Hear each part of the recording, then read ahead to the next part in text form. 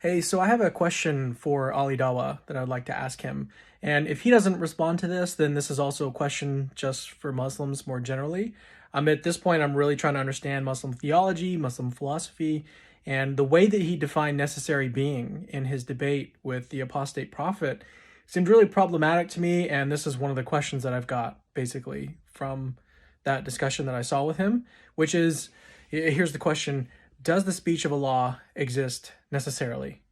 Does the speech of Allah exist necessarily?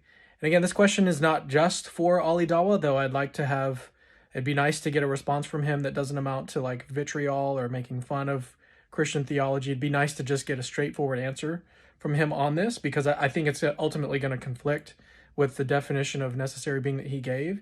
And again, the point here is to advance the conversation. So this is not just a question for Ali Dawa, it goes for all Muslims. But what do you guys think? Yeah, no. So this is the Cameron. I'm sure he'll be watching this later because he's been He's, watching your videos and he's been probably watching it commenting. now. Yeah, he might be watching now. Okay, from Capturing You Christianity. can do a super chat Listen, with yeah, donate to Islamic charity.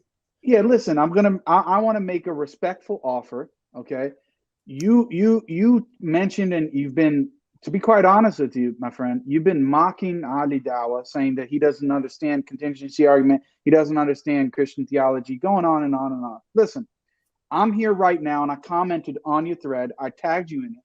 And I said, I'm willing to discuss this with you. Now, the major divide between Christians and Muslims are things on the doctrine of God. Who is God? Is he a Trinity? Is he not a Trinity? Did God become a man? Did he not become a man? So it's this issues of the Trinity and the incarnation.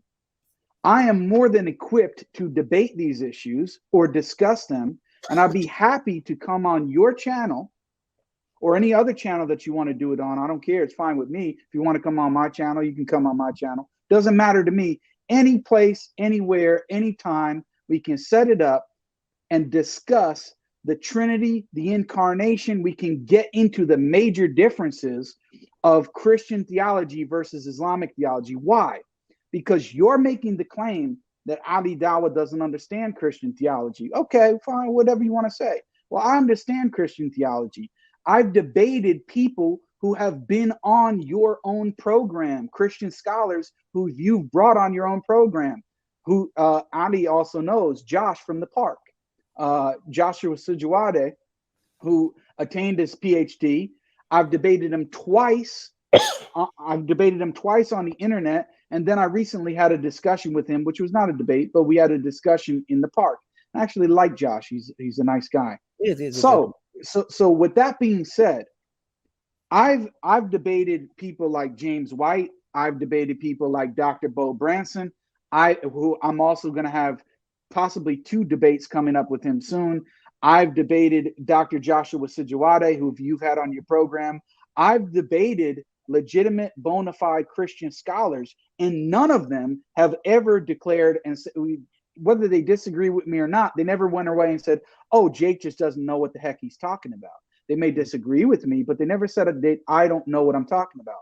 So I do know what I'm talking about. And you can watch my debates and see that for yourself. Now, the question is, you've been doing a lot of talking about Ali Dawa. You've been doing a lot of talking recently about Islam and Muslims. You've been doing a lot of talking about it. But are you willing to actually have a live discussion with me on Christian theology or a comparison between Christian theology and Islamic theology? Let's debate who God is. Did he become a man? Is he a Trinity or is he the Islamic conception of God? Let's have a debate or discussion on it. And if you don't feel that you're up for the task, you can bring William Lane Craig. I'll have a discussion with him. Mm. Any Christian scholar that you want, we can set it up, and I'm happy to do it. We can have it respectful, no types of antics or anything of the sort, straight intellectual discussion on these key issues. So the ball is in your court. I'm willing to do it. Are you? And if you're not up for the task, are you willing to put somebody else in your place?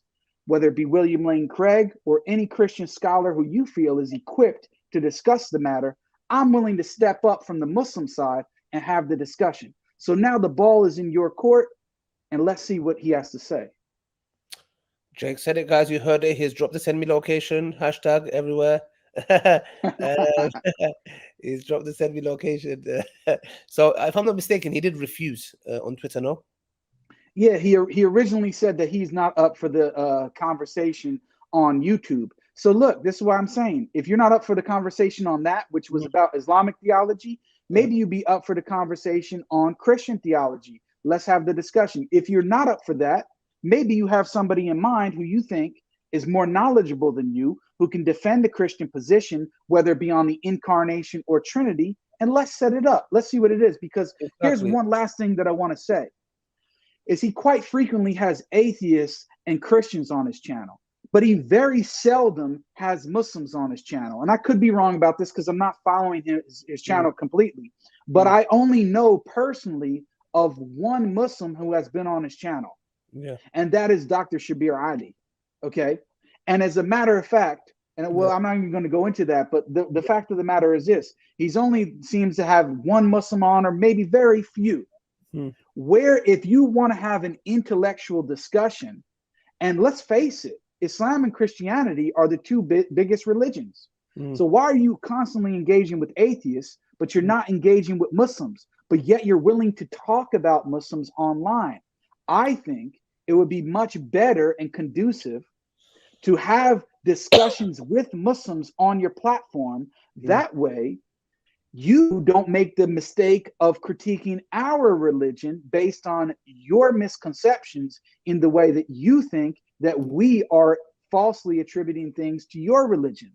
Let's sit down and have the conversation so that we can better understand one another and proceed with these discussions. We don't need to get into these tit for tat little baby games. We're both grown men. We can sit down and let's have the debate or discussion.